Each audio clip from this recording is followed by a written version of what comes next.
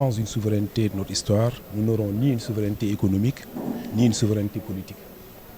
Donc je suis venu pour les encourager à continuer et à comprendre aussi que cette restitution, ce n'est pas se focaliser sur l'histoire, mais c'est plutôt anticiper sur l'avenir.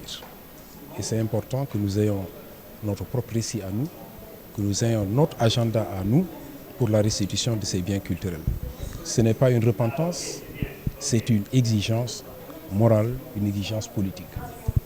Mais les enjeux, pour moi, c'est avant tout l'enjeu de souveraineté, puisque l'agenda 2050 s'appuie beaucoup sur cette notion de souveraineté. Nous devons reprendre notre destin en main. Nous devons, nous aussi, porter notre récit. Et j'ai fait référence à la commémoration du massacre de Thiaroye pour dire que ce n'est pas un passé qu'il faut oublier, mais c'est un passé qu'il faut convoquer pour encore avoir notre récit à nous, parce que jusqu'ici, c'est le récit des autres qui a prospéré. Il nous faut notre récit. Et les autres enjeux, bien sûr, vous l'avez dit, c'est lié à une transmission générationnelle. Il faudrait que les jeunes puissent comprendre exactement la relation qu'il y a entre ces objets et notre société à nous, l'évolution de notre société. Ce ne sont pas des objets inanimés, c'est des objets qui ont été pris dans un contexte bien particulier. Il faut encore réinventer ce contexte pour comprendre le sens que ces objets avaient dans notre société et dans nos communautés. Oui, j'évoque ce chiffre pour dire combien c'est dérisoire. Cela veut dire qu'aujourd'hui, on met en opposition tout le discours et tout le bruit qui a été fait sur la restitution des biens et le résultat qui s'en est suivi. Le Sénégal n'a pu avoir qu'un seul objet. Les autres aussi reviennent au Bénin. Il y a lieu de renforcer la cadence, il y a lieu de porter davantage le plaidoyer. Il faudrait que les politiques s'y mettent à côté des chercheurs pour pouvoir trouver donc le discours qu'il faut et récupérer nos objets.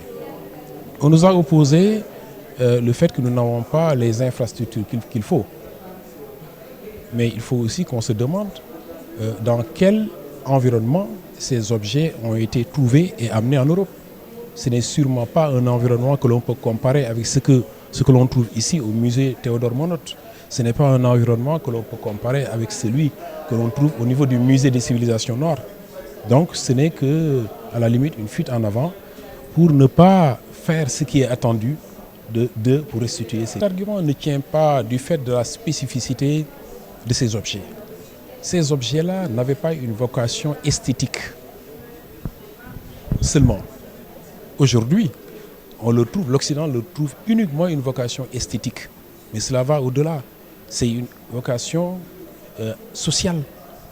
Des objets qui aidaient à socialiser, des objets qui aidaient à lier la communauté, des objets qui étaient liés au culte. C'est cela. Mais aujourd'hui, si on restreint leur fonction uniquement à l'esthétique, oui, on peut parler de l'universalisation.